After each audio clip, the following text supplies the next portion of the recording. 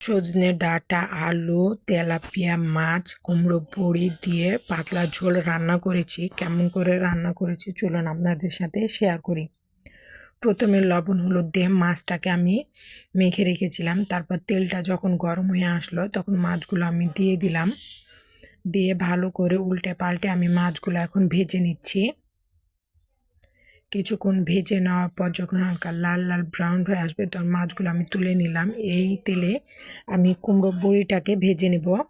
কুমড়ো বড়িটাকে ভেজে নিয়ে আমি তুলে নিলাম। তারপর আরও কিছুটা পরিমাণ আমি তেল দিলাম। তারপর পেঁয়াজ কুচি হালকা একটু, পেঁয়াজটা যখন নরম হয়ে আসবে, নরম হয়ে আসলে আমি এখানে বাটা মশলা অ্যাড করব। এখানে আদা, রসুন এবং জিরা বাটা দিয়ে দিলাম। মশলাটার কাঁচা গন্ধ চলে গেলে আমি এখানে শুকনো উপকরণ দিয়ে দিব এবং পরিমাণ মতো পানি অ্যাড করব প্রথমে, তারপর শুকনো উপকরণগুলো দিয়ে দেব। এখানে 1 চামচ মতো হলুদ, ঝাল অনুযায়ী মরিচ এবং স্বাদ মতো লবণ অ্যাড করব।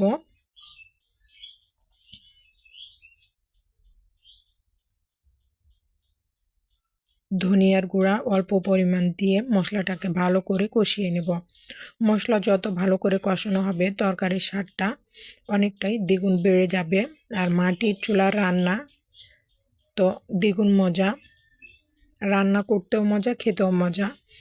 এখানে আমি মশলাটা কষানোর পর সজনে ডাঁটা এবং আলু দুটোই দিয়ে দিলাম। এখন ভালো করে মশলার সাথে কিছুক্ষণ সময় নিয়ে কষিয়ে নেব।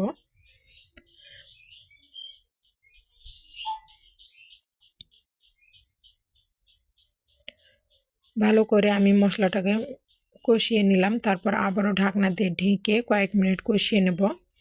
ভালো করে কষানো হয়ে গেলে আমি এখানে ঝোলের জন্য পরিমাণ মতো পানি অ্যাড করব।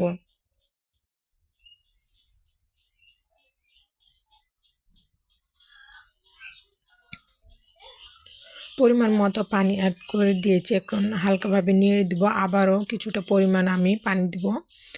পানিটা দিয়ে দেওয়ার পর এখানে আমি কুমড়ো বড়ি ভেজে রেখেছিলাম সেটা দিয়ে দিলাম। তারপর ঢাকনা দিয়ে ঢেকে দিয়েছিলাম, বলক চলে এসেছে। এখন ঢাকনা তুলে আমি 2টি টমেটো কেটে দিয়ে দিলাম। টমেটো দিয়ে তরকারি খেতে বেশ মজা লাগে। আর ভেজে রাখা মাছগুলো আমি এর মধ্যে এখন দিয়ে দিলাম। দিয়ে ভালো করে ঢাকনা দিয়ে ঢেকে কিছুক্ষণ বলক তুলে নেব এবং ঝোলটাকে কমিয়ে নেব। মাঝে কয়েকবার আমি নেড়ে দিয়েছিলাম, ঝোলটা অনেকটাই কমে এসেছে। এখন লবণটা চেক করে নেব। ঝোলটা অনেকটাই কমে এসেছে। এখন এই পর্যায়ে আমি নামিয়ে পরিবেশন করে দেখাচ্ছি। এভাবে খেতে তো আমাদের অনেক মজা লাগে। কার কার এভাবে খেতে পছন্দ লাগে অবশ্যই কমেন্টে জানাবেন। আর রান্নাটা কেমন হচ্ছে অবশ্যই জানাবেন। আল্লাহ।